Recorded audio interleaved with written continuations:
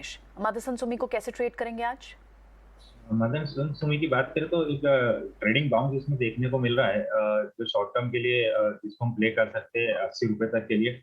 पूरा चार्ट में रिवर्सल किसी भी तरह का लॉन्ग टर्म चार्ट में रिवर्सल नहीं है, शॉर्ट टर्म बाउंस जरूर इसमें 80 रुपए तक के टारगेट अब देखने को मिल सकते हैं। क्योंकि जो बॉटम पे एक इंगल्फिंग बुल इसने कैंडल बनाया है, इसलिए शॉर्ट टर्म बाउंस जरूर मैं प्ले कर सकता हूँ 80 रुपए तक के लिए। और इसमें टारगेट जो स्टॉप लॉस रहेगा वो अपना 73 रुपए तक का स्टॉप लॉस आप रखें, और 80 रुपए तक का शॉर्ट टर्म के लिए जरूर बस प्ले करें।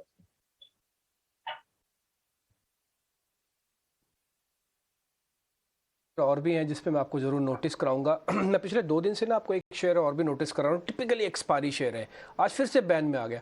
आप यकीन नहीं मानेंगे, 2 दिन बैन से बाहर होता है, फिर से बैन में आ गया। वो है इंडियाबुल हाउसिंग फाइनेंस। एक बार जरा वापस से दिखाइए। आज कल तो 6% तक का स्ट्रांग मूव था इंडियाबुल हाउसिंग के अंदर। किरण, एक बार इंडियाबुल हाउसिंग को चेक करोगे? अब मेरी प्रॉब्लम क्या है, मैं फिर से फ्यूचर्स के अंदर पोजीशन नहीं ले पाऊंगा अगर 48 घंटे के लिए, कम से कम आज तो नहीं ले पाऊंगा। अगर कल खुल गया तो कैश में कुछ शेयर ले लूँ क्या इंडियाबुल हाउसिंग फाइनेंस के? शॉर्ट तो कोई करेगा नहीं क्योंकि बैन में आ गया। कवरिंग इसमें ड्यू है अभी भी, क्योंकि शॉर्ट कवरिंग पूरी कंप्लीट नहीं हुई है। तो क्या प्लस कर सकता हूँ इसको मैं? इंडियाबुल हाउसिंग फाइनेंस का हम चार्ट चेक करें तो रिसेंटली एक असेंडिंग ट्रायंगल पैटर्न ब्रेकआउट हमें देखने को मिला था एट लेवल ऑफ 140। उसके बाद ये स्टॉक 160 तक के लेवल से गया, वापस वहां से रीटेस्टिंग मोड में आया। स्टॉक का अगर आप मूविंग एवरेजेस देखोगे तो असेंडिंग मोड में 20 के नीचे 50 के नीचे 100 और 100 के नीचे 200, और रीटेस्टिंग में हमने देखा कि 200 तक की एवरेज को टेस्ट करके आया।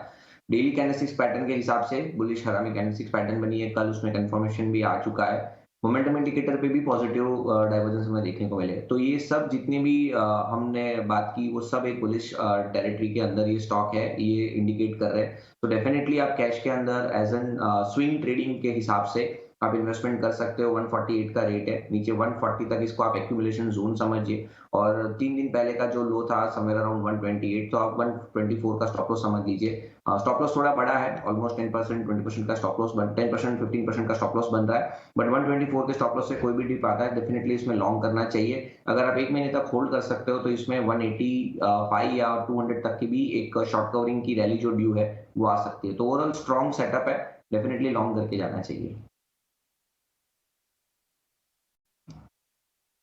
के लॉन्ग करके जाना चाहिए। एक और शेयर है मेरे लिस्ट में, हालांकि क्रूड के थोड़ा एंटी रहता है, वो है इंडिगो।